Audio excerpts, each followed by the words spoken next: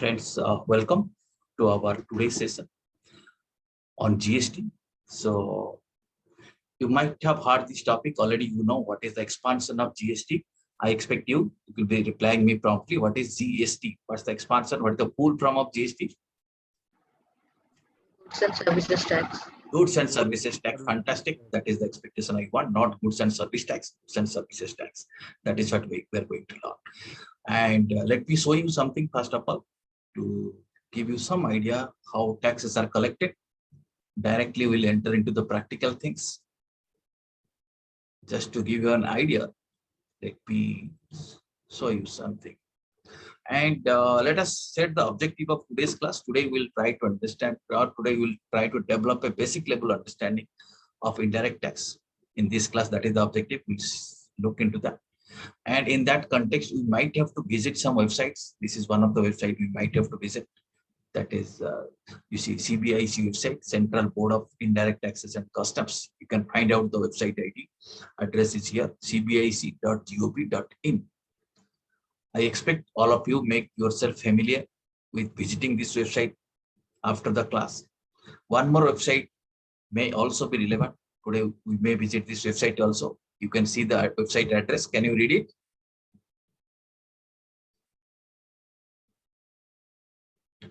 Are you able to read it? gst.gov.in. This website will also be relevant. And for some kind of study material, to understand some text, we might have to visit to the website of Institute of Chartered Accountants of India, ICA.org.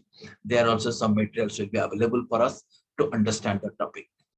Okay, so there you see there is a link for students. I'll be telling you how to get relevant material for our course. So these are the three sites which will be relevant for us to understand the topic. And let us first have a look at this thing. Who can tell me what is this? What is this I'm showing you?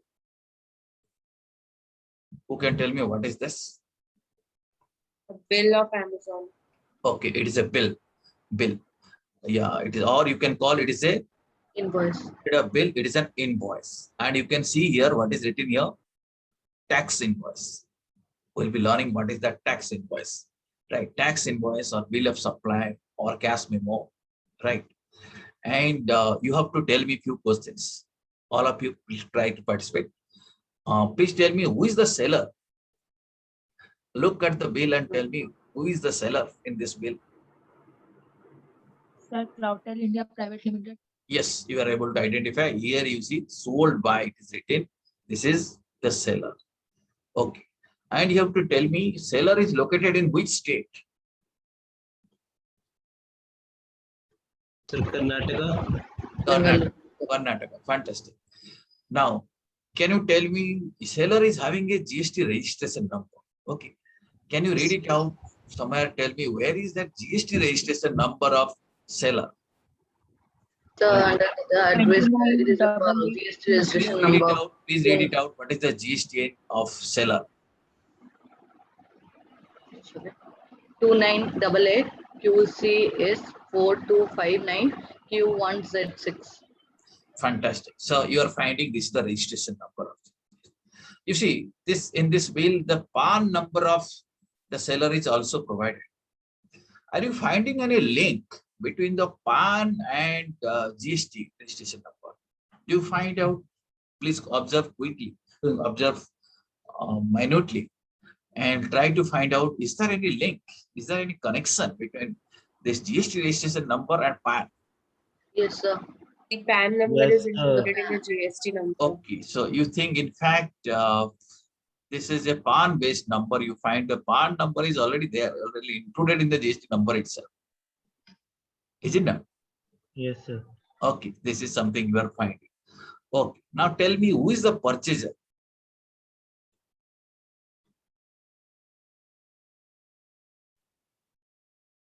Are you able to find it out? Purchaser's name? Yes, sir. Okay, any bill, purchaser's name should be there. Can you find out purchaser's name?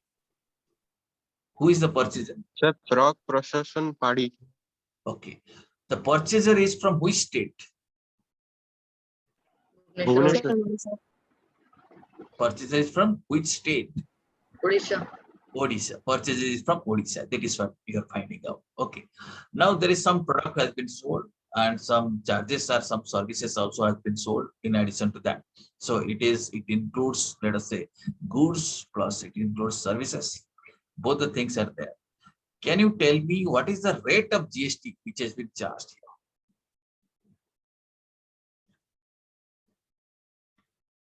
What is the rate of GST? 18%. 18%. 18%. Fantastic. You are able to find out the rate of GST is 18%. Okay. And you see, there is a what type of GST? We'll be learning subsequently. GST may be integrated GST or IGST. It may be state GST or SGST. It may be central GST or CGST. It might be union territory GST or UT GST. So many kinds of GSTs are there. This is what type of GST? Can you able to find it out? Sir, IGST. IGST. IGST stands for Integrated. integrated GST. Very good, very good. Tell me what is the total GST amount? Sir, 68.64. Okay, okay. 68.64 is the GST amount. Base amount or net amount is already available to you, and total money collected is 450. You have understood this bill, and this is the bill you can say where the process starts, or you can say collection starts, because consumer pays here. So if you look at various important things, you have already seen this number which I'm showing you, that is important. Only when this number is there, one person should collect GST. Right? Whenever next time, whenever practically you are finding if someone is collecting GST from you, ensure that this number is there. Are you getting it? If this number is not there, the person is charging you GST. That means he's illegally collecting money from you. Is it clear to you? First of all, concept number one. Whenever you are finding GST in your bill, ensure that GST registration number is there. That person is only authorized to collect GST from you. Are you getting me? Yes or no? Please keep on responding. Are you getting me? Yes, sir. Yes. Okay. Yeah. Fantastic. Next, you see, you already know this number is a PAN based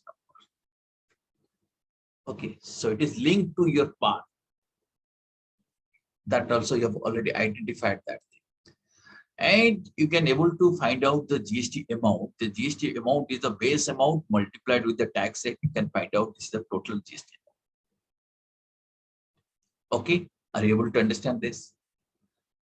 Now, this is in this particular bill, it is what is called is IGST. Let me explain you why it is IGST. This is IGST because you see two states are involved. What are these states?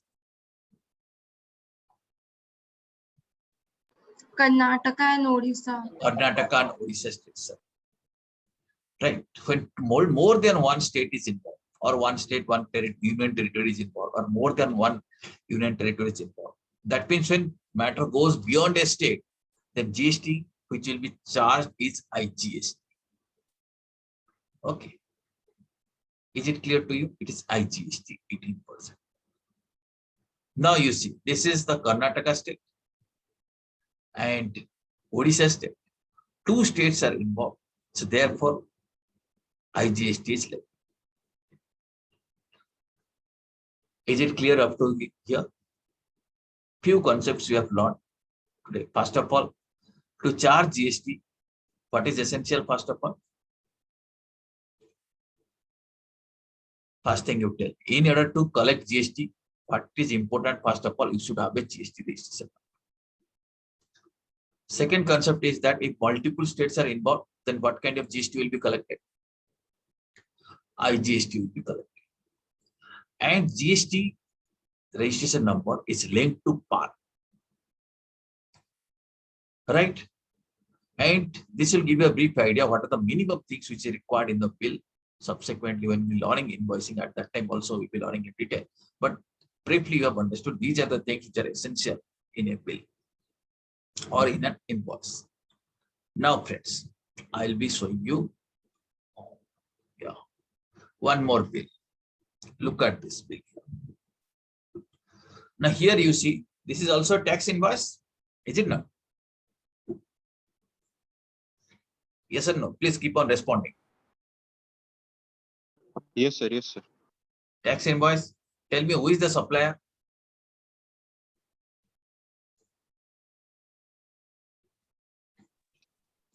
Who is the supplier? Take the name.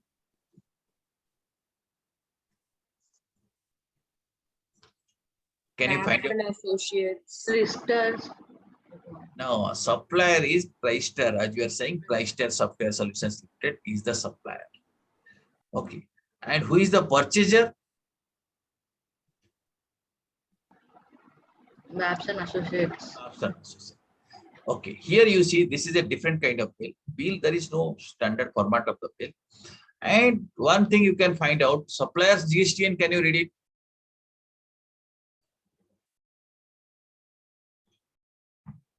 Can you read it out, supplier GSTN? Are you able to read it? Yes, sir. 21AA BCT 5434D1ZBB. Fantastic. And buyers GSTN? Yeah. 21AA NFB1373L1ZH. Okay. Now here you can see is a situation where buyer is having a GST registration number. Supplier is also having a GST registration number. So this is a situation, what we call it the B2B situation or business to business situation. Okay, business to business bill. Okay. Previous bill, buyer was not having any GST. Buyer is not a registered dealer. Here, buyer is a registered dealer. And one more thing you have to tell me, supplier is from which state?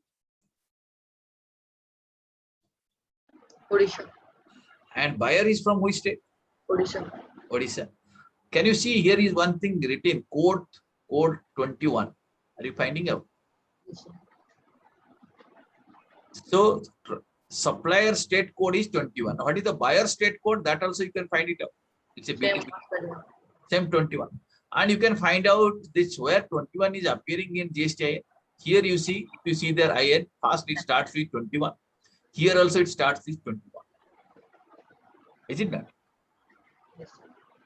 Okay, that means the first two digits represent the state code. If they are same, here also 21. Buyer is this code is 21, seller's code is 21. If they are same, that means this is within one state. If it is within state, now look at the GST component here. Come. GST component. Okay. Tell me what kind of taxes are charged. You see, there are two taxes. Are you able to see it? This part is central tax and this part is state tax. Are you able to notice? Tell me what percent central tax and what percent state tax? The central 9% and state 9%, total forms 18%. Percent, state 9%. If the same bill, if the supplier, let us say if the supplier would have been from different state, then he would have charged 18%, but not at central tax and state tax. Central tax we refer to as CGST, state tax, SGST. But if supplier will be from from a different state, then what kind of tax will be levied here? IGST. IGST. But here you can find what is levied, CGST, SGST. Now you have understood why CGST and SGST is there? Because they are from same state. How can you know? By looking at their state code, by looking at GST number, GST and registration number also you can find it out. Understood this concept? And how to know it is a B2B transaction or not? Both buyer and supplier can have GST number. GST. You can find out.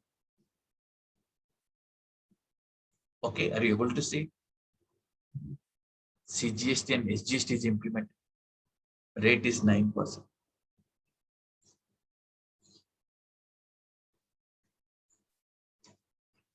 Okay.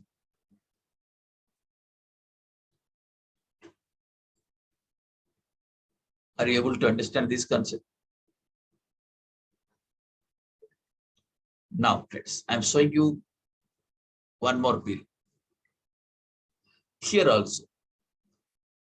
Here you see customer is from Karnataka, reverse situation, and supplier is from Odisha. So which tax will be levied? IGST. IGST. So if you see the bill components of the bill, you see this is also a tax invoice. Okay, this is also a tax invoice. You can find out state code. This is supplier state code 21. Buyer state code you can find out 29. So this is the, let us say, base value on which IGST is levied. CGST, SGST not levied. Why it is not levied? Because they are from different states. Codes are different. Understood? Look at both the numbers, you can find out. So IGST is levied. Okay. Now, one more bill helps.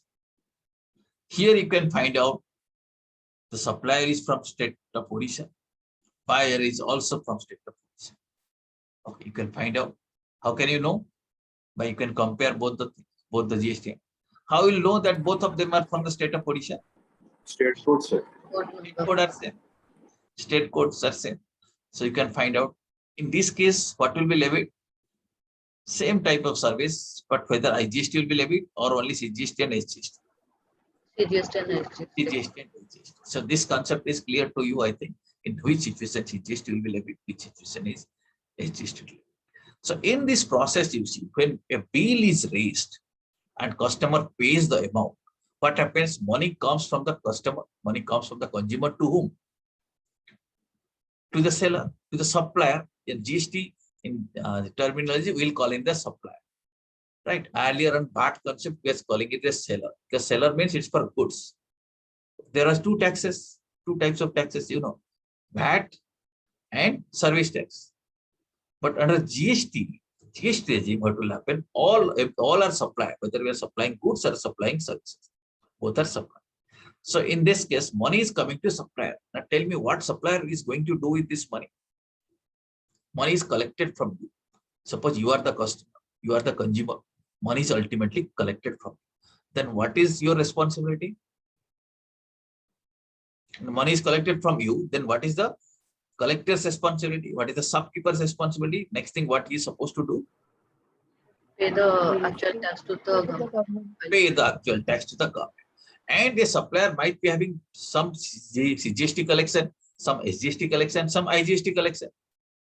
Is it not? Because he is supplying to different parties. Suppose I am a supplier. Suppose, let us example, I am a supplier. From my, let us say, intrastate clients, I will be raising CGST bill, SGST. In my bill, CGST will be there, SGST will be there. For any interstate supplier, same bill will be having IGST component. So I collect tax in three buckets. You can say three types of taxes I am collecting. I might be collecting from IGST, some IGST. I might be collecting from CGST. I might be collecting from SGST. So three different places I am keeping this money. Now this money has to be deposited. After adjusting input tax credit, that concept will be learning subsequently. But next concept, we should know the practical thing. Let us have shopkeeper level. This is how he can raise bill. Next thing is that how he'll be depositing. Deposit, again, we'll do some practical exercise and deposit to understand the deposit process. But right now, I am just showing you a receipt, how money will be deposited. So from different sources, money are collected. Now, yeah, now you can see. This is, you see, on money receipt where money has been deposited. If you look at the money receipt has got various components. Okay, taxpayers details are there. That is one thing. But you see, CGST, IGST, cess, three different heads, and SGST. Here you see CGST has been paid this one, IGST has been paid this one. Okay, SGST has been paid this one. Are you able to see? IGST is paid, CGST is paid, SGST is also paid. If there is some interest, penalty, fee, late fee, etc., their entire thing has to be computed, and accordingly this money has to be deposited. Excuse me, sir. Electronically. Yeah, please ask your query. Sir, what is cess? Yeah, cess, you can say I'll be telling you that thing. What is compensation cess? We'll be understanding.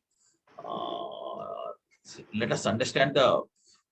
It will take maybe some times how GST is a destination-based tax, and because of this logic, there are some states which are which there is a possibility that they may suffer from loss of revenue. So center has given them a kind of assurance that in case there will be some loss of revenue, so they will be compensated. But how they will be compensated? So center will be collecting on some luxury items some extra money that is called as the cess. That cess will be collected and that money will be used to pay compensation to the states who are losing their revenue. Let us say when initially GST was implemented, so there was a possibility that some states may lose their usual revenue, what their revenue they are getting earlier. If they lose, then center has given guarantee that it will be compensated.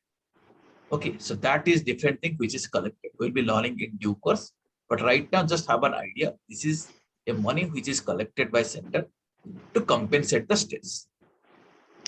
Is it clear? Yes. It's not on all goods, on some luxury goods, this money is collected. Yes. Okay, understood.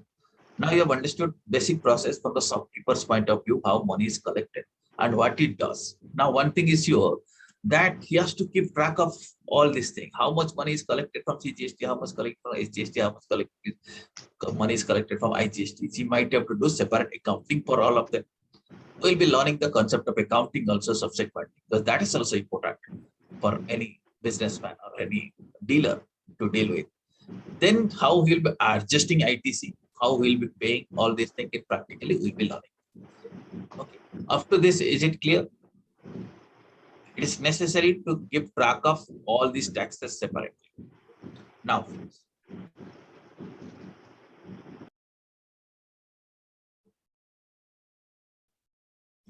money receipt you have seen.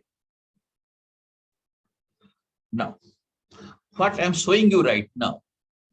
Now, as I told you previously, that who can collect GST, all these things, who can collect? Only if the person is having GST registration number. Okay. And he's also, who is collecting, that person is also supposed to show a certificate in a prominent place.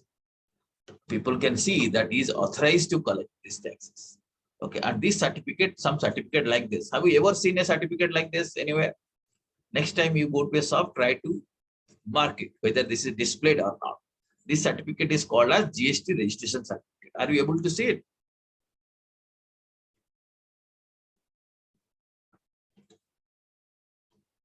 Are you seeing it?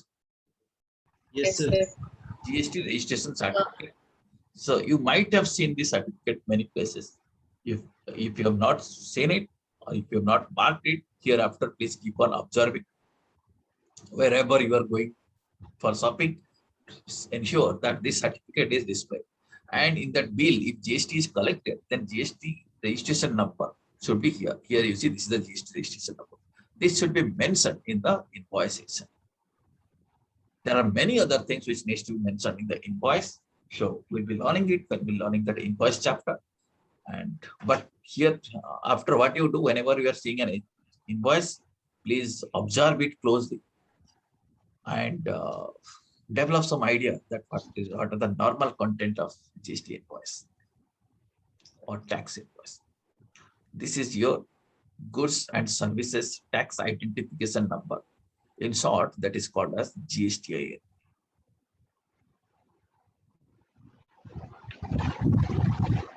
Okay. Now, GST law I will be showing you, but I will not show you from the slides. I will let me take you to the website. Now, with this basic idea, let us now visit to the website of GST department. For that thing, let me take you to, let me share the screen with you. Just wait a minute for me.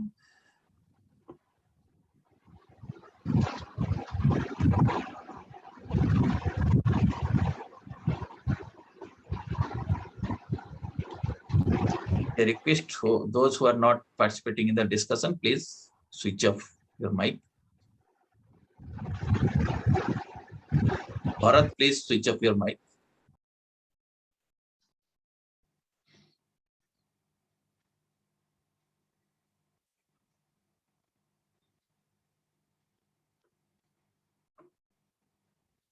Yes, friends, are you able to see this Google search engine page? Yes or no? Yes, sir. Yeah. So I'm taking you to this website. You see. Let me take you to this website. What is the website address? gst.gov.in. Now you can find out. This is the gst.gov.in. Here you see there is a link called login. So registered users can log in. That also I'll show you some other day. So we'll be entering into the site. We'll see what is inside. But let us see from the outside what are the things. You see home services. These are the various services are available for registration, payments, user services, refund, e-way bill system. If you applied for application, you can track your application. If you apply for registration, you can track it. Right now, we are interested to know the GST law. You see GST law. I can click here. If I click here, I can find out GST law. So you see these are the GST acts. Different states have their different state acts. Central Act is also here. Okay, this is the Central Act. So to understand the Central Act, I have to go to the CBIC website. Or for state level acts, you see different acts are there. But even if so many acts are there, different states are there, there is a lot of uniformity between these acts. So for us, the important things are concerned, like let us say charging section, chargeability of the tax, basis of taxation, many things are uniform among these law. So, but right now, what we'll be learning in our class is our Central Act. So for that thing, we have to visit to this website, CBIC website. Here is the link. Let me take you to the CBIC website right now. If I click here, let me proceed to a different website, CBIC website. You can find out. This is the website of CBIC. You may, after the class, make yourself familiar with this website, GST website, as well as CBIC website. Here you see there is a link, GST inside this CBIC website. GST. If you click here, you find out these are the things. Okay. Books are there. Act is there.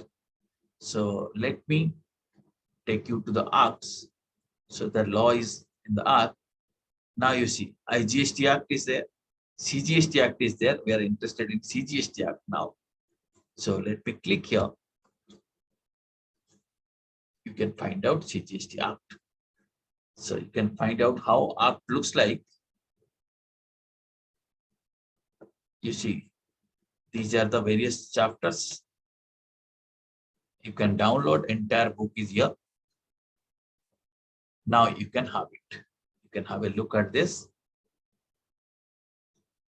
Section wise, entire law is here. Are you able to find the source? So it is rightly said that a good lawyer did not know the law, but what is important is that you should know where the law is. This is where the law is located. You can find out at any point of time. Central Goods and Services Act. Okay, you see the chapter 1, the name of the chapter is preliminary. This is section 1. You can find out the title of the section 1 is short title, extent and commencement. Short title is the act may be called as Central Goods and Services Act 2017. This is the name of the act. It extends to whole of India, no exception to any state. Okay. But you know, GST was implemented on 1st July 2017, but it was extended to the state of Jammu and Kashmir, you see, on 8th July 2017. That means from 8th July 2017 onwards, it extends to whole of India. Okay, from 1st July to 7th July, it was whole of India except Jammu and Kashmir. But now it is extended to whole of India. Okay. So once it is notified in the official gazette, it will come into force. And it has already came into force. That is section 1 is clear. Section 2, as you know, most of the Act section 2 contains definition. Here also, there is a long list of definitions. You know, definitions are arranged in an alphabetical order. If you are reading any Act, you can find out definition. You can search a particular term by searching it alphabetically. You see, first A starts. Once A is over, B will start. So when we want to learn GST, we have to remember or we have to understand some of the definitions. So those definitions separately we'll be learning. It's important for us to understand definitions. Definitions can be referred to here. If let us say business, you see section 2 clause 7 talks about business. So this is one of the important definitions which is relevant for us. We'll be learning at appropriate time. You can also see section 2 clause 17 defines business. Are you able to read? Can you read it?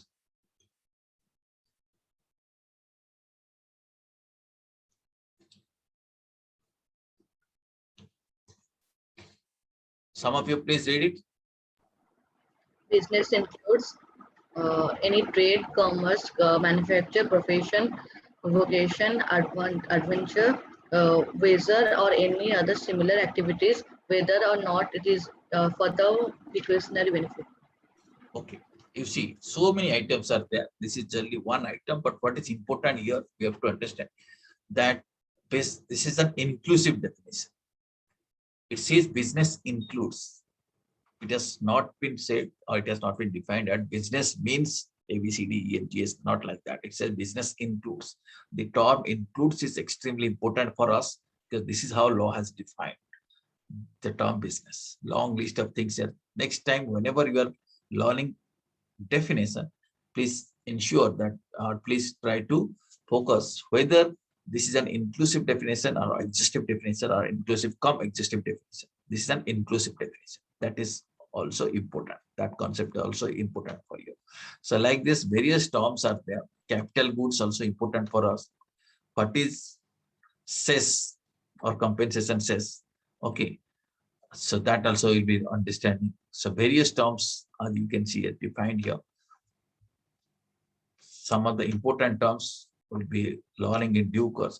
What is the meaning of constitution? That is also important. So these are the terms. One by one, we have to learn in appropriate time.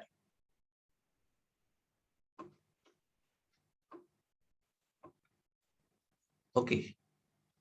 Now got an idea of where you can find our GST tax law. Tax laws are available. Okay, in the website itself, you can easily search, you can find out tax law. GST law can be easily, you'll be able to find. Section 1 already we have covered now.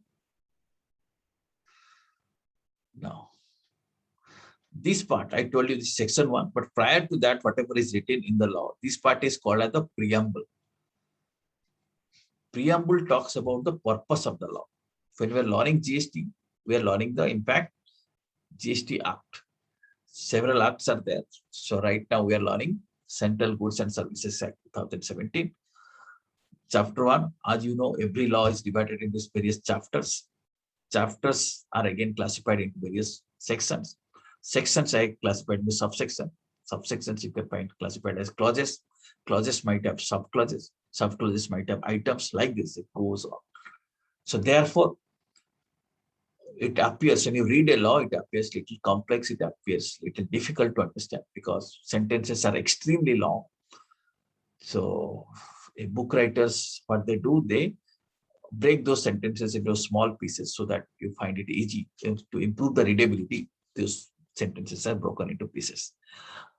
But I expect from you that you should be ready to refer to the bare act itself, where the real law is directly, you should be able to read and understand that. Now, friends,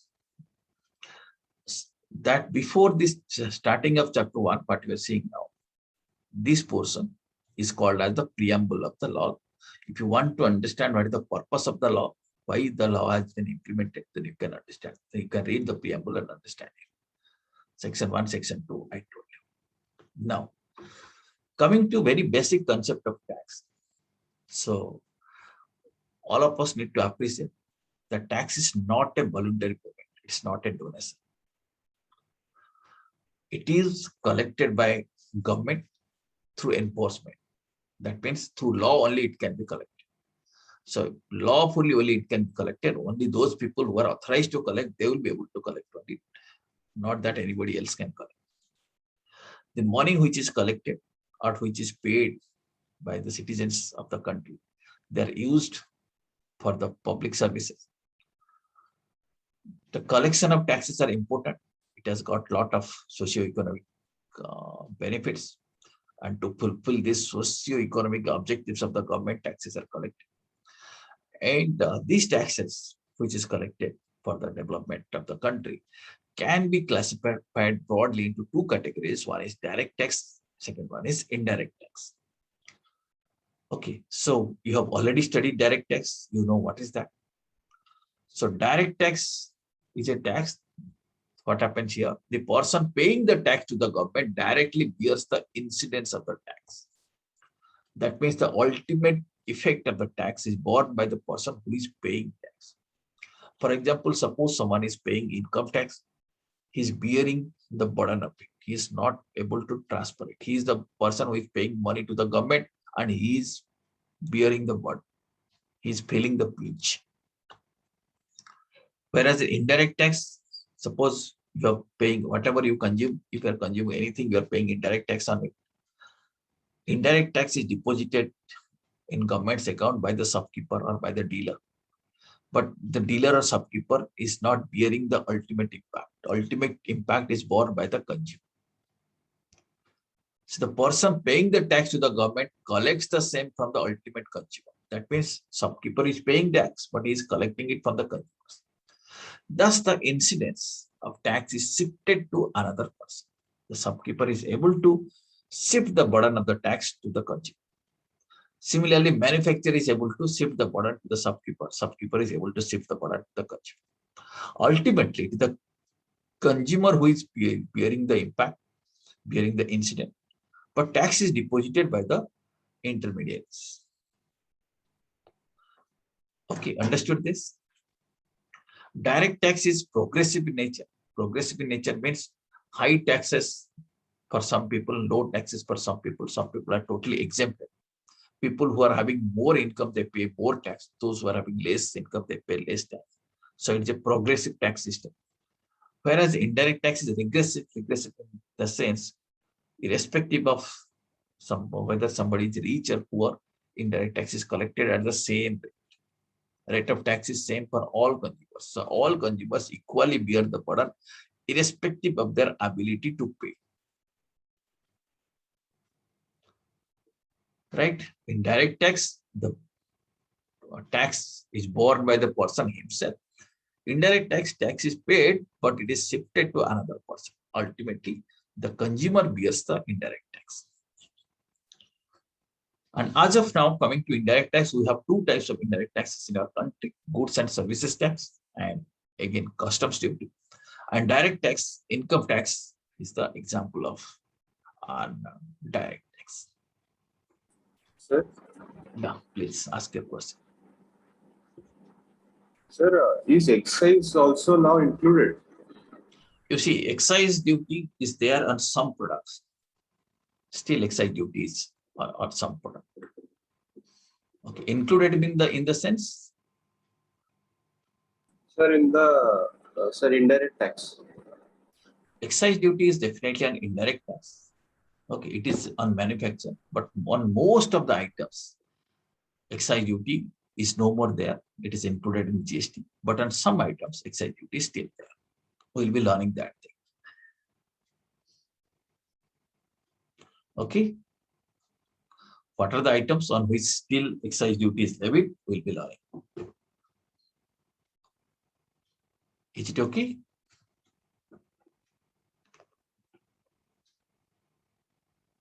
Okay. Let us proceed. So excise duty is an indirect tax. So in that sense, you can say if you include excise duty, then you can say three kinds of indirect taxes are there. One is GST, second is customs duty, third is excise duty, where it is applicable. Now, friends, what is direct tax? Where the tax impact and incidence is borne by the taxpayer.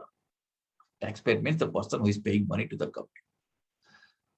Impact means refers to the initial burden of the tax. Initial burden means when the money is deposited, he bears the initial burden. Incidence means the ultimate burden. So under indirect tax, ultimately, who bears the burden? The consumer. So that is what it is called incidence. Under direct tax, the impact and incidence is on the same person. That means immediate impact and the ultimate impact is borne is on the same person. Whereas the indirect tax, these are two different persons. Okay.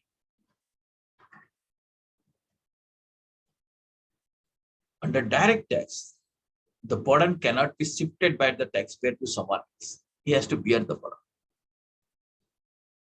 Right. But if you take it in the indirect tax, the incidence of the tax is not borne by the payer. It is shifted. Tax is paid by an intermediary, but the burden is shifted by the taxpayer to someone else. Okay. And indirect tax has an impact or has an effect on increase the price of goods. It's included in the price of goods. It has effect in increasing the price of goods. Because of indirect tax, price of goods will increase.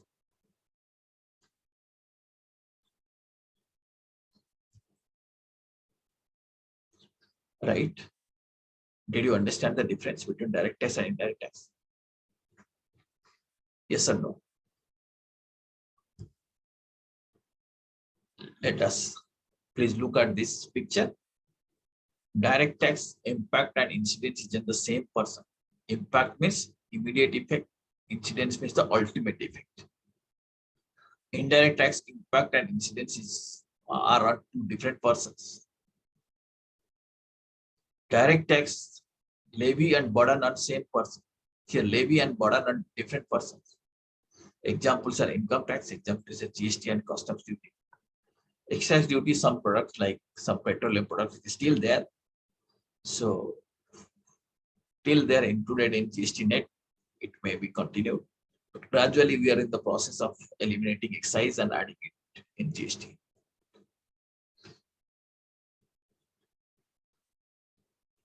Understood the difference between these two?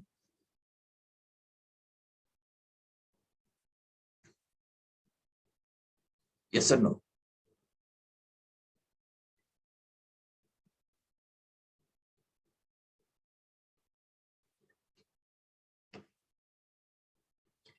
Are you getting me? Are you able to understand?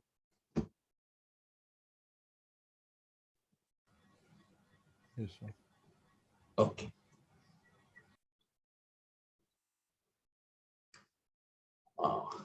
Now, let us learn about the features of indirect tax. Here, you can see some of the features of indirect tax we are going to learn. Just this is a list. Some of you please read this list first of all. Please try to read these 8 items. One by one, we'll be discussing the features of indirect tax.